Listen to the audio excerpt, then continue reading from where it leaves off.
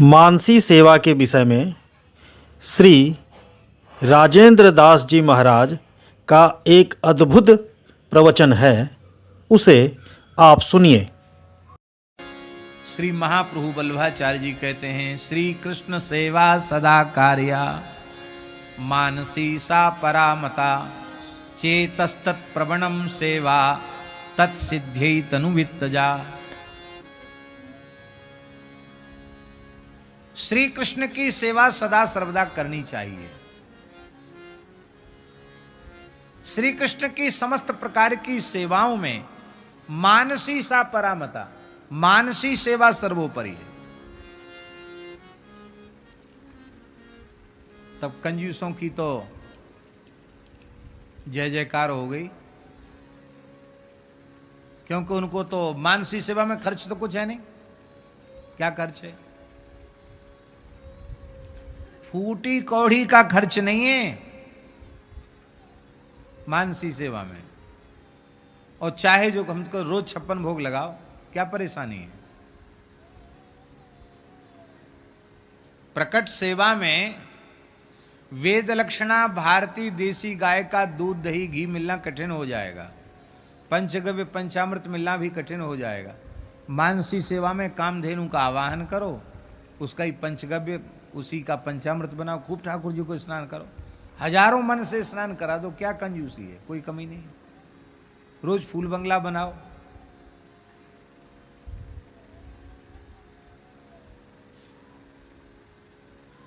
न तो शरीर से कुछ करना पड़ेगा और न एक फूटी कौड़ी खर्च करनी पड़ेगी, काम बढ़िया हो गया। वल्लभाचार्य जी कहते ये सब धोखे की बातें, ये नहीं होगा। मानसी सेवा का स्वरूप है चेतस्तत् प्रवणम सेवा, सेव्य में चित्त का विलय, इसका नाम है सेवा। चित्त का सेव्य की सेवा में डूब जाना, इसी का नाम है सेवा। और जब तक चित्त डूबेगा नहीं तब तक मानसी सेवा सिद्ध नहीं होगी। और ये मानसी सेवा जो सर्वोपरि है, जिसमें चित्त का डूबना होता है, और ये चित्त का डूबना ही भाव समाधि है। भाव समाधि है महाराज जी। मानसी सेवा ऐसी अद्भुत चीज है कि मानसी सेवा करने वालों को ऐसी ऐसी विलक्षण अनुभूतियां होने लग जाती हैं, हम उनका वर्णन नहीं कर सकते। ऐसी ऐसी अनुभूतियां होने लग जाती हैं। पर मानसी सेवा सबको सिद्ध होती नहीं है।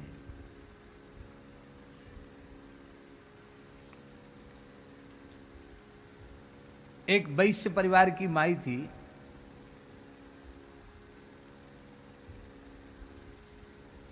नांगिया जी एक विशेष बात बता रहे हैं। एक वैश्य परिवार की एक माई थी,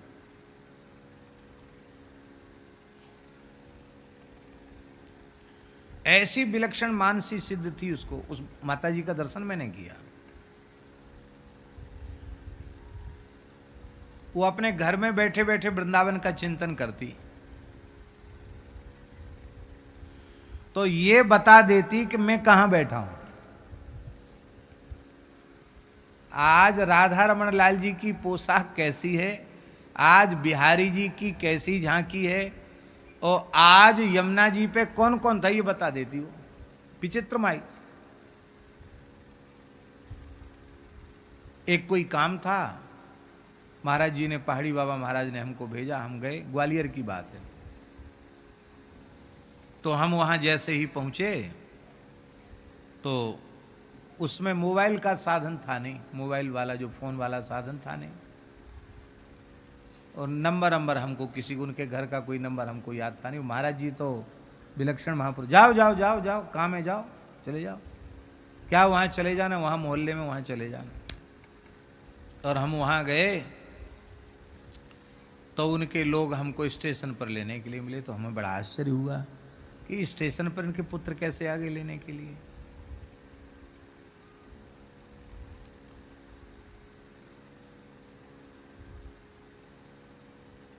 तो उन्होंने कहा, महाराज, हमने कि आप लोगों को कैसे खबर मिल गई? अरे बोले, मेरी माता जी हैं, उन्होंने ही कहा कि मैं वृंदावन गई थी, वहाँ से तो महाराज जी ने तो महाराज को भेज दिया ग्वालियर, वो तो आने वाले हैं इतनी देर में, अमुक ट्रेन से आने वाले हैं। हम वहाँ गए तो बोले महाराज हम लोग वैश्य हैं तो वैष्णव, और आप महात्मा हो, कच्चा तो खाओगे नहीं। तो बढ़िया गऊ के घी की पूड़ी, हलवा पूड़ी, साग ठाकुर जी को भोग लग के, गोपाल जी को भोग लग के तैयार है, आप प्रेम से पाओ। बड़े प्रेम से, बड़ी श्रद्धा से उसने, जब भूखे तो थे ही, ताज गाड़ी से, ताज एक्सप्रेस से गए थे, प्रेम से पाया। उनके घर में छपाई होती, कोई छपाई का काम था। महाराज जी ने कहा था एक पहले रामानंदी उपासना था, बोलो इसको छपाना था। बोले चले जाओ, वहाँ चले जाओ। वहाँ चले गए थे। तो मुझे बड़ा आश्चर्य हुआ कि वृद्ध माई बिना पढ़ी लिखी, तो उन्होंने कहा कि हम लोग खेलते हैं इससे, क्या कि माँ आज चक्रधारी का श्रृंगार कैसा है बताओ। वहाँ चक्रधारी मंदिर है ग्वालियर में, सनातन धर्म मंदिर है, उसमें चक्रधारी भगवान बड़े सुंदर ठाकुर जी हैं। श्री कृष्ण का चक्रधारी स्वरूप है, द्विज स्वरूप है। तो वो यहीं बैठे बैठे बता देती है कि चक्रधारी का कैसी पोशाक है आज। वहां जाके वैसे ही दर्शन होता है। तो मैंने उस माई से पूछा कि माताजी ये सब कैसे होता। बोले महाराज जी मैं आपसे क्या झूठ बोलूं, मैं शुरू से ही मानसी सेवा करती थी, अब ऐसी स्थिति हो गई कि मैं जहां मन से चिंतन करती हूं तत्काल मैं वहां पहुंच जाती हूं, और मुझे सब कुछ दिखाई पड़ जाता है।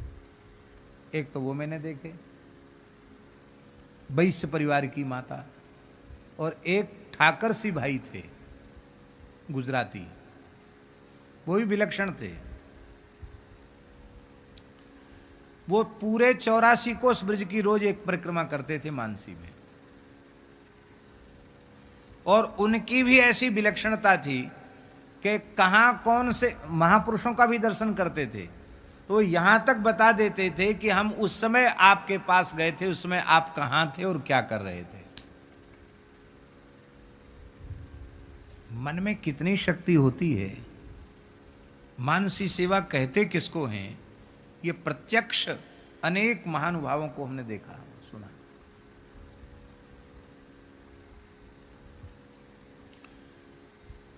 एक महापुरुष थे, उनका नाम था श्री राधिका दास जी, बहुत अच्छे संत थे। आपने वृंदावन में श्री चैतन्य कुटी वाले महाराज जी का दर्शन किया होगा, परम पूज्य श्री बाबा नवल किशोर दास जी महाराज, उनके गुरुदेव की बात है। बिहार में गंगा किनारे रहते थे वो, और बड़ा वैराग्यवान जीवन था। अहरनिश भजन छोड़कर दूसरा कोई काम नहीं था। रहनी बहुत ऊंची थी उनकी। महाप्रभु जी की जो भजन की पद्धति है, वो पद्धति मानो उनके आचरण के रूप में मूर्त थी, ऐसे महापुरुष थे। और गीत गोविंद उनका इष्ट ग्रंथ था। गीत गोविंद का अनुसंधान वे निरंतर करते रहते थे।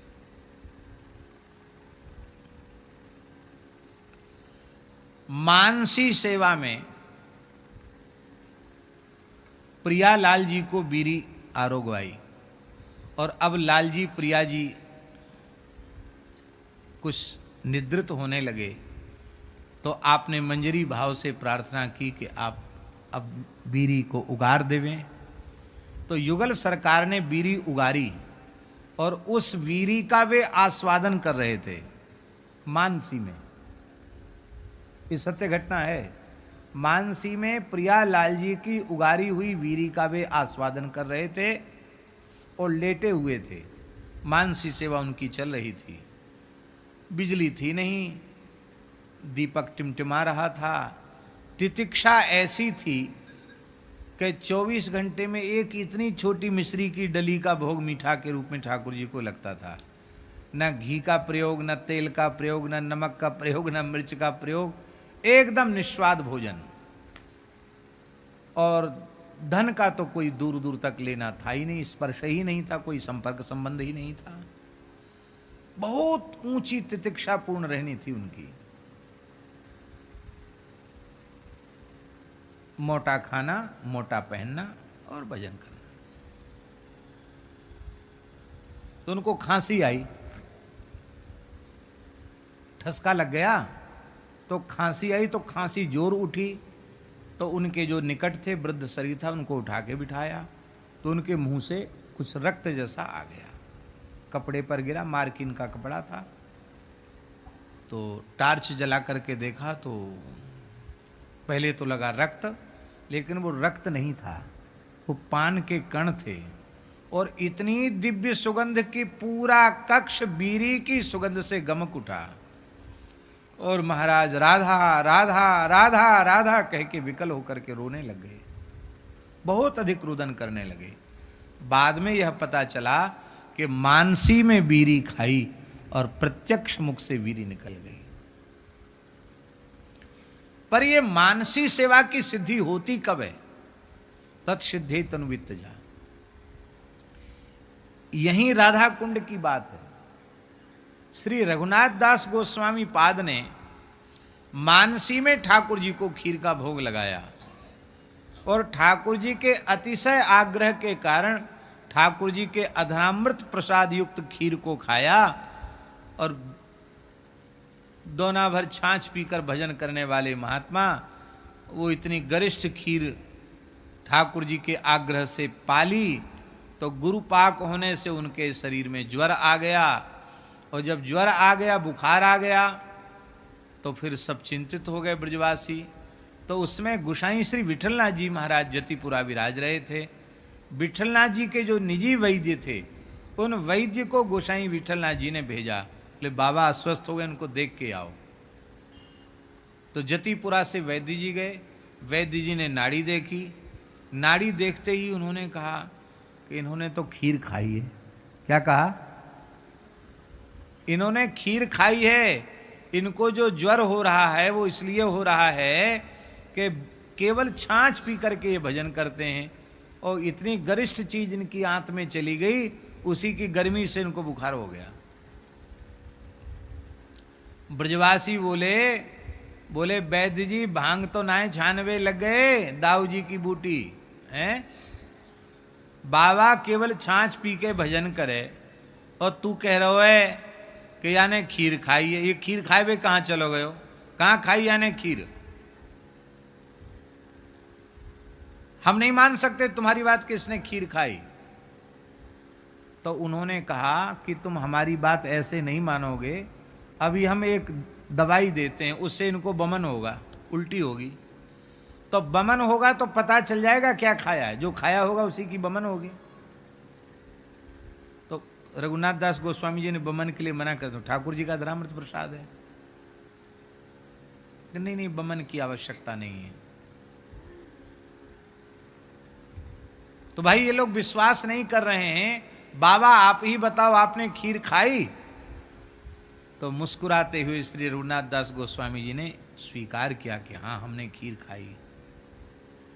बाबा तू खीर खाए कहां चलो गए हो?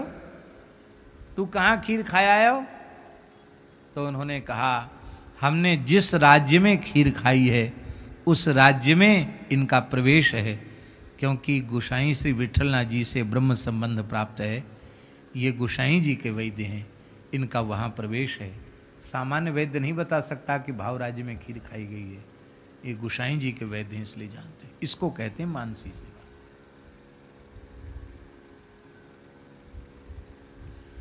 कितने उदाहरण ऐसे हैं मानसी सेवा के, जहां मानसी सेवा प्रत्यक्ष हो जाती है।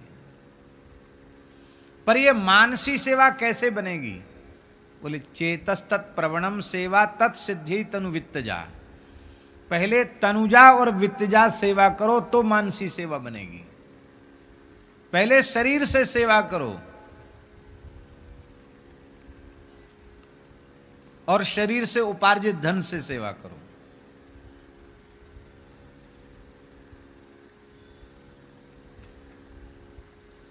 गो सेवा भी इसी प्रकार की है। परम श्रद्धेय पूज्य बाबा ठाकुरदास जी महाराज जब विशेष प्रसन्न होते तो प्रायः एक वाक्य कहते थे, गाय को मन में बसाइए। कहते थे ना, गाय को मन में विराजमान कीजिए, मन में गाय को बसाइए। बाबा ये बात कहते थे, क्योंकि जब तक हमारे मन में गाय नहीं बसेगी तब तक हमारे जीवन में गाय का